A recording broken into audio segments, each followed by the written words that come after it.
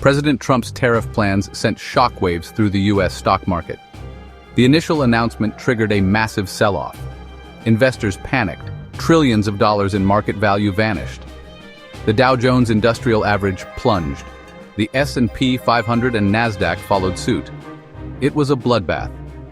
The tariffs targeting goods from China and other countries sparked fears of a global trade war. Businesses worried about rising costs and disrupted supply chains.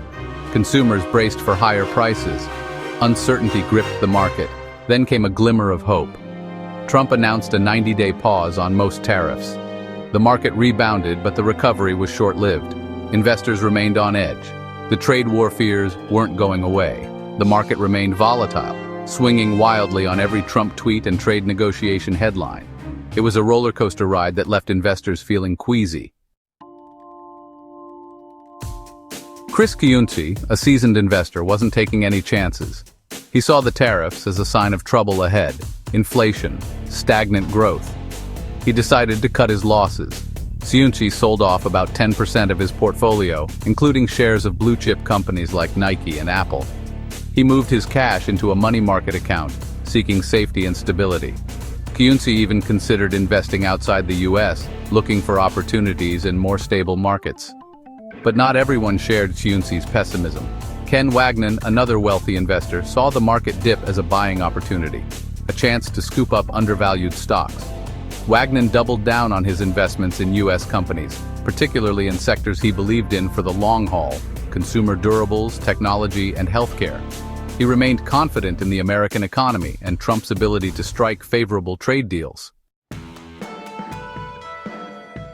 Doug Johnson, a longtime investor, remained unfazed by the market turmoil. He had weathered storms before. Johnson's secret? Diversification. He had spread his investments across a range of assets: U.S. stocks, foreign bonds, real estate, and even gold.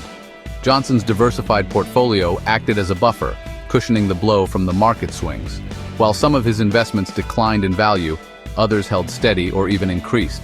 He understood that diversification is key to mitigating risk and achieving long-term financial goals.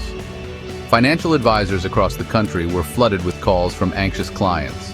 The market volatility had awakened memories of past crises: the 2008 financial meltdown, the COVID-19 pandemic. Section 4. American Exceptionalism in Question? Rich Scarinci, a partner at Partners Capital, observed a shift in sentiment among his wealthy clients. They were starting to question the once unshakable belief in American exceptionalism. The tariffs, they feared, were weakening America's position on the global stage. Scarinci's clients, once heavily invested in U.S. markets, were now considering diversifying internationally. They looked to Europe, Japan, and emerging markets as potential alternatives. They worried that the U.S. was becoming increasingly isolated and unpredictable. Monica DiCenso, a managing director at J.P. Morgan Private Bank, echoed Scarinci's observations. She advised her clients to broaden their investment horizons and reduce their reliance on the U.S. market. Section 5. Staying the Course. A long-term perspective.